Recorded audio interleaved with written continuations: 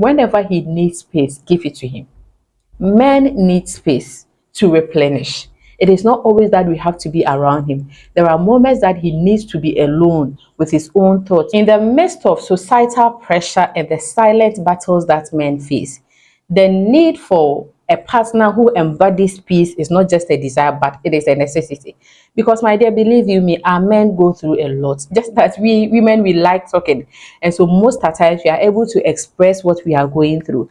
But there are a lot of silent battles that our men are facing that most of the times they don't even feel comfortable to talk, because in our society we've said, oh, bema soon, oh, bema dion kasa bebre, oh, it's your choice, bema bo. These are proverbs in my local dialect. And so signifying that men, you have to be bold. And so it's not everything that they talk about. But, my dear, believe you me, as I said, our men are going through a lot. And so as wives, we have to be their peace. In fact, this is not a desire. This is something that every man needs, because in the midst of everything out there, when he comes home, and by the home is not the house, the home is the family that is there. He should be able to have that kind of peace. The home should be his safe haven, and say, home sweet home. And so as wives, how do we become, what are some of the ways that we can bring peace to our men? That is why in this video, I just want to talk about 15 ways that you can be the peace of your man. If you're interested, kindly stick with me. I'll be right back. Hello, beautiful people. I welcome you back to my channel. This is Eke Nyami, and this is my YouTube channel. I'm so excited you are here with me. So, how do you become the peace of your man? The first thing is to love him. My dear, love him and express it. You see, most men are so much attached to their mothers. You know why? Their mothers love them no matter what.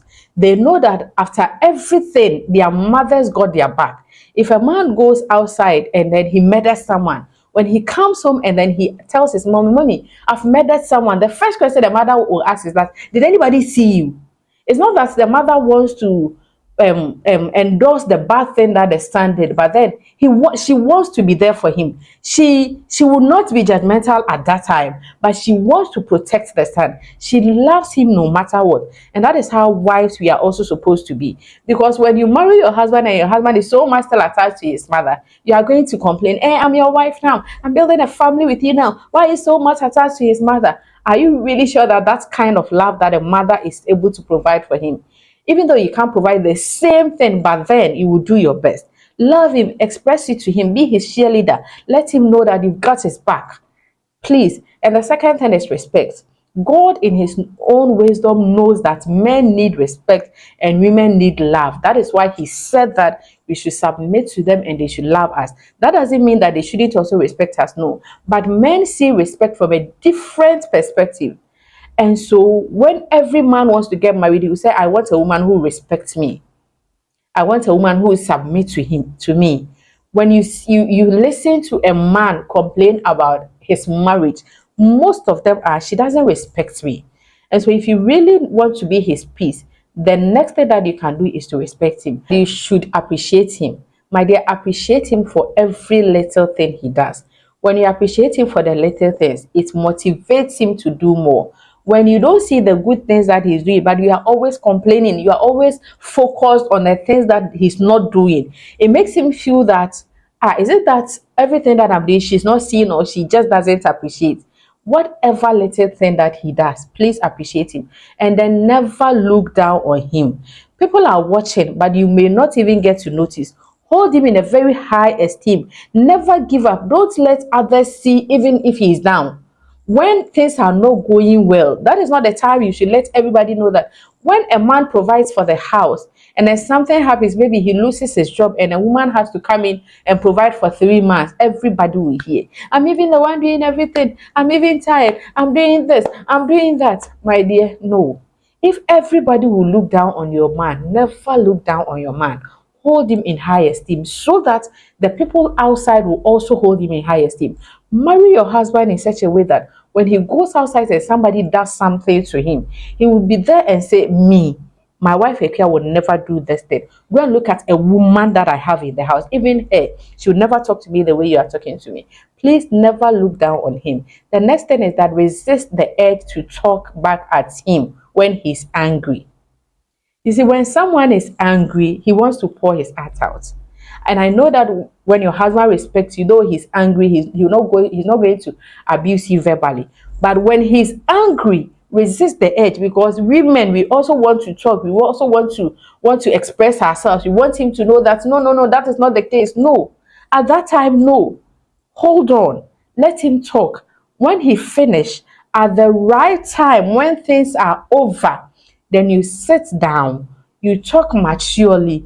Honey, sweetheart, my love, the last time, yesterday, when you were talking, I realized that you were angry. I really had things to say, but I thought that that was not the time for me to say it. And so please, I want to express it. It's not that what you think, or it's not what you were saying, but then it is this way, this way, this way. You check the tone, you check the timing, you check the kind of words you use. Proverbs says that harsh reply stirs up anger, but a gentle reply calms the anger down. So when he comes and he says, "Hey, you okay? What did you do?" "Oh, babes, I'm sorry." "What did I do?" "Oh, that is not my intention. I'm very sorry." As simple as that. When he has calmed down, then you go to him and then you explain to him maturely, respectfully, whatever that you have to say. I know that sometimes we are tempted to talk back. That is why I'm saying resist that edge. And then please, when he's talking, listen attentively to him. Pay attention to his body language. Pay attention to his love language. Pay attention to the verbal and non-verbal communication. This will help you to understand him more, to listen. I always say that listen to comprehend, don't listen to reply. It will help you know and understand whatever that he's trying to say and what he expects from you. So please don't talk like a parrot. No, no, no, no, no, no. I know that we are tempted to, but please and please again, there is no communication without attention. And so when he's talking, as much as possible, listen to him. The next thing is that please pamper him.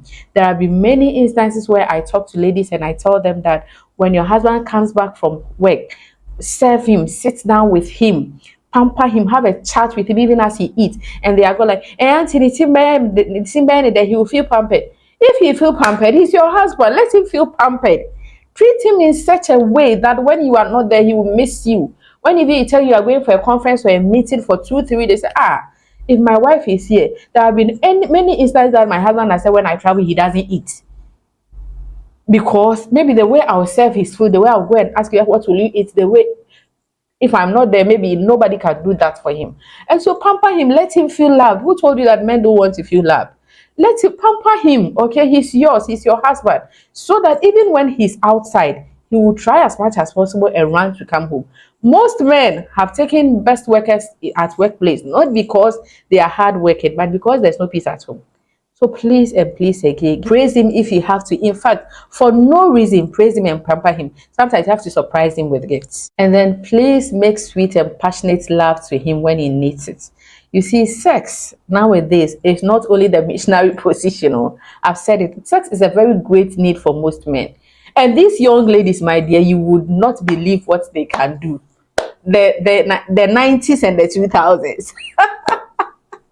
You cannot believe what they can do. As much as possible, learn new things. Learn things that will spice up your sex life. There are things that I see and I'm surprised. I say, is this also part of the whole thing? And they said yes. Then so please, when it comes to sex, Charlie, it should be sweet, it should be passionate, okay? So that he'll miss you. And then cut down on the nagging, the demands, and the complaint. There are no better and even more effective ways of presenting your case than to get the desired result. Whatever that you want to say, you want to get a result. And so you really do not want to nag your life out. You really do not want to complain. You really do not want to create an environment where you feel, okay, I won't do it. If I don't do it, what will you say? You can't say anything.